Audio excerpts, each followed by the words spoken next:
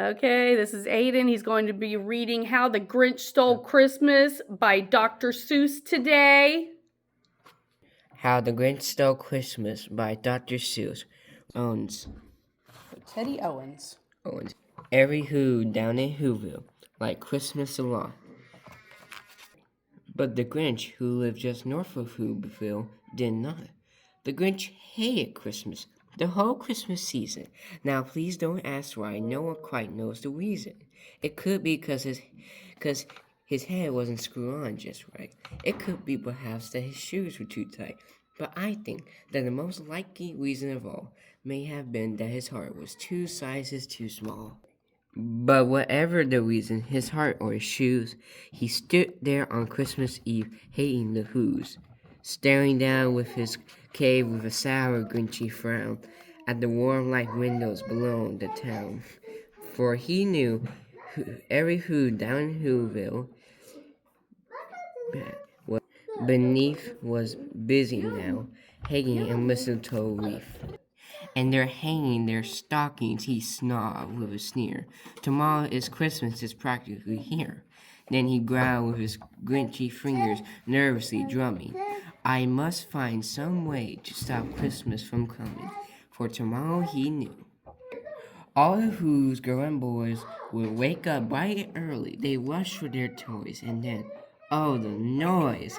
Oh, the noise, noise, noise, noise. That's one thing he hated. The noise, noise, noise, noise. 3. Then the Who's, young and old, would sit down to a feast. And they feast, and they feast, and they feast, feast, feast, feast.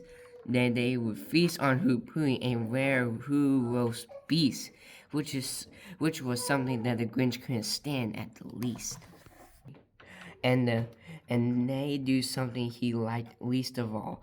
Every Who down in Whoville, the tall and the small, would stand close together with Christmas bells ringing. They'll stand hand to hand, and the Who's will start singing. And they sing, and they sing, and they sing, sing, sing, sing.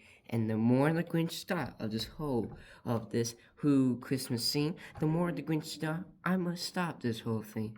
With why 53 years I put up with it now. I must stop this Christmas from coming. But how? Ready? Then he got an idea. An awful idea. The Grinch got a wonderful, awful idea. I know just what to do, the Grinch laughed in his throat, and he made a quick Santa Claus hat and coat. He chuckled and clucked, what a great Grinchy trick. With this coat and this hat, I'll look just like Saint Nick. All I need is a reindeer, the Grinch laughed. The Grinch looked around, but since reindeer are scarce, there was none to be found. Did that stop the old Grinch? Nope, the Grinch simply said. If I can't find a reindeer, I'll make one instead. So he called his dog Max. Then he took some red string and he tied a big horn on top of his head. Then he loaded some bags and some old empty sack on a rank charcoal sleigh, and he hitched up old Max right here. Then the Grinch said, "Giddy up!" and the sled started down towards the houses where the Who's lay a snooze in their town. All their windows were dark, quiet snow filled the air.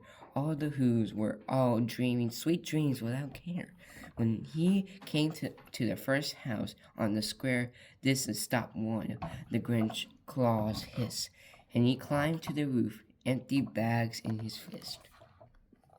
Then he slid down to the chimney, and rather tight pitch, but if Santa can do it, then so could the Grinch. He got stuck only once for a moment or two, then he stuck his head out of the fireplace where the little Who's stockings all hanging in a row. These stockings, he grinned, are the first things to go. Then he slithered and he slunk with a smile most unpleasant around the whole room, and he took every present pop guns and bicycles, roller skates, drums, checkerboard, tricycles, popcorn, and plums. And he stuffed the whole them in bags. Then the Grinch very nimbly stuffed all the bags one by one up the chimney. Then he slithered to the icebox. He took the Who feast. He took the Who pudding. He took the roast beast. He cleaned the icebox as quick as a flash. Why that Grinch even took the last can of Who hash. Wait, no wait. Then he stuffed all the food up the chimney with a grin, and now he grinned. The Grinch, I will stuff up the tree. And the Grinch grabbed the trees and he started to shove. When he heard a small sound like a coo of a dove, he turned around fast and he saw a small little Cindy Lou who was not more than 2. The Grinch has been caught by this Who daughter, who got out of bed for a cup of cold water. She stared at the Grinch and said, Santa Claus, why? Why are you taking our Christmas tree? Why? But you know that old Grinch was so smart and so slick, he thought of a lie, and he thought up quick. Why, my sweet little talk, the fake Santa Claus lie, there's a light on this tree that won't light on one side, so I'm taking it home to my workshop, dear. I'll fix it up there, then I'll bring it back here. And his film fooled the child. Then he patted her hair and got her a cup of cold water, and he set her into bed. When Cindy Lou Who went to bed with her cup, he went to the chimney and stuffed the tree up. Then the last thing he took was a log for their fire. Then he went up the chimney himself, the old liar, on their walls. He left nothing but hooks and some water, and the one speck of food that he left in the house was a crumb that was even too small for a mouse. Then he did some same thing to the other Who houses, leaving crumbs much too small for the other Who's mouses. It was 15:15 dawn. All the Who's still in bed. All the Who's still in snooze when he packed up his sled. He picked up with the presents, the wrappings, the ribbons, the wrappings, the tags, and the tingles, and the trapping, and the trimmings. That's it. 3,000 feet up the side of Mount Crumpet. He rode with his loud to the tip top to dump it. Pooh to the Who's, he gringeously humming. They find out now that no Christmas is coming. They're just waking up. I know just what they'll do.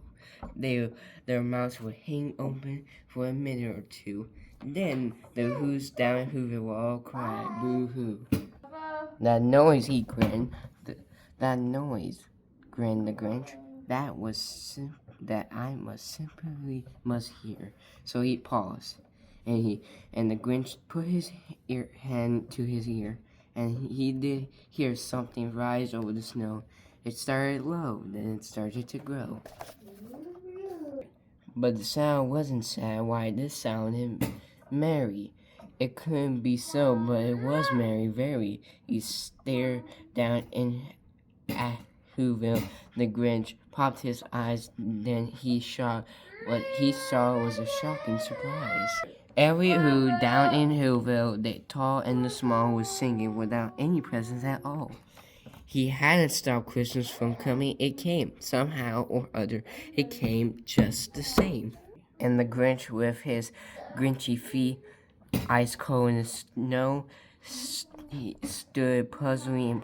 How could it be so? It came without ribbons. It came without tags. It came without packages, boxes, or bags. Then the Grinch thought of something he hadn't before. Maybe Christmas, he thought, doesn't come from a store. Maybe Christmas, perhaps, means a little bit more. And what happened then? Well, in Whoville, they say that the Grinch's small heart grew 3 sizes that day. And the minute his heart didn't feel quite so tight, he whizzed with his loud through the bright morning light, and he brought back the toys, and the food, and the... He himself, the Grinch, carried the roast beast, Carved the roast. carved the roast beast. My name is Ian, and please subscribe. May have a wonderful day. Bye.